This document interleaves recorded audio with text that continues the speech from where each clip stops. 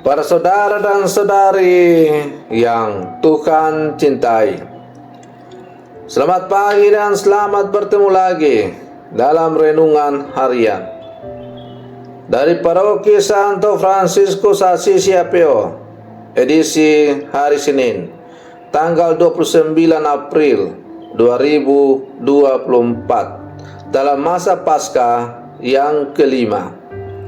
Hari ini Gereja Semesta memperingati peringatan wajib Santa Katarina dari Siena, perawan dan pujangga gereja.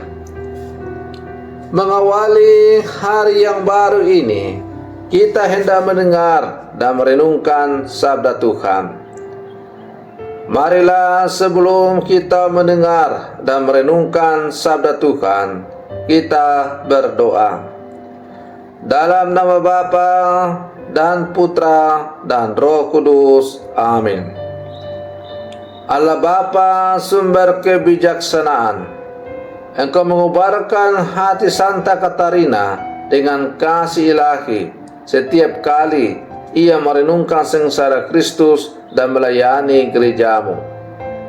Semoga berkat doa permohonannya, umatmu yang dipersatukan dengan misteri Kristus selalu bersukacita memandang kemuliaannya. Bersabdalah ya Tuhan, kami siap mendengarkan. Terpujilah Engkau Bapa, Putra dan Roh Kudus, kini dan sepanjang segala masa. Amin. Para saudara dan saudari yang Tuhan cintai, sabda Tuhan yang hendak kita dengar dan kita renungkan untuk mengawali hari yang baru ini diambil dari Injil Yohanes pasal 14 ayat 21 sampai 26. Tuhan bersamamu. Inilah Injil suci menurut Yohanes.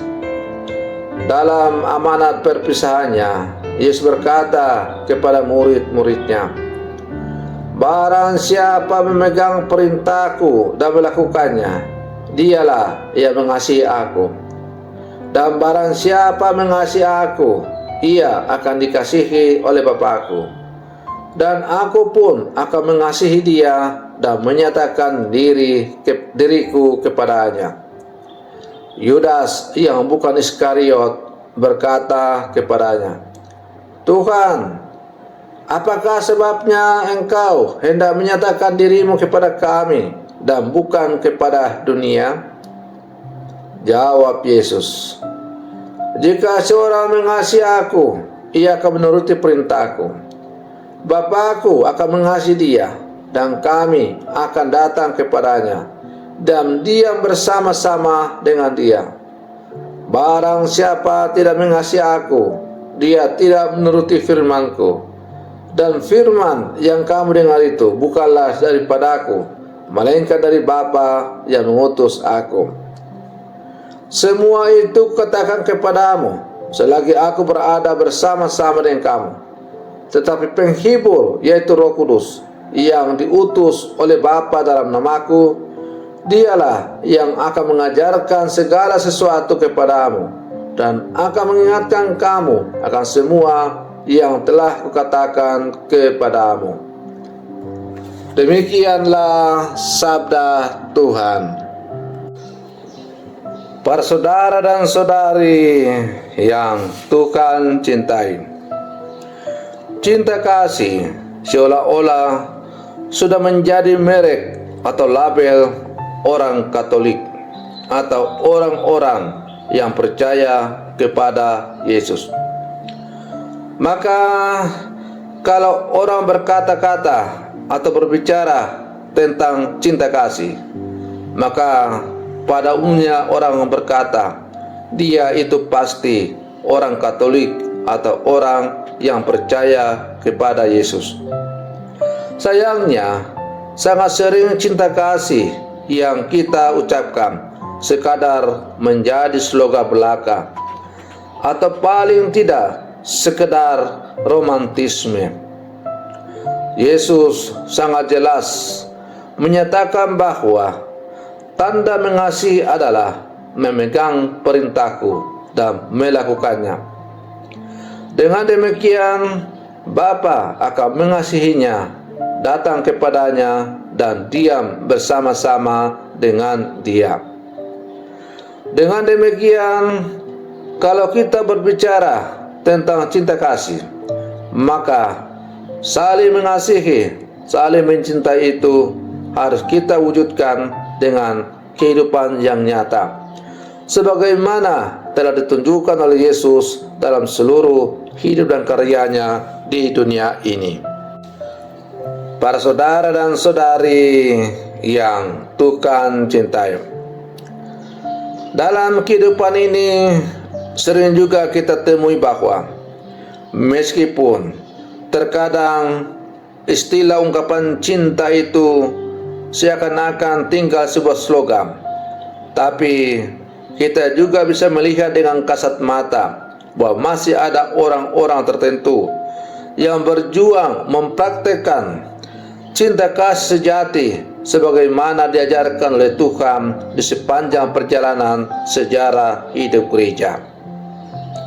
Santa Katarina dari Siena yang hari ini kita rayakan pestanya merupakan salah seorang yang berjuang untuk mewujud nyatakan hukum kasih, cinta kasih dari Tuhan itu secara radikal.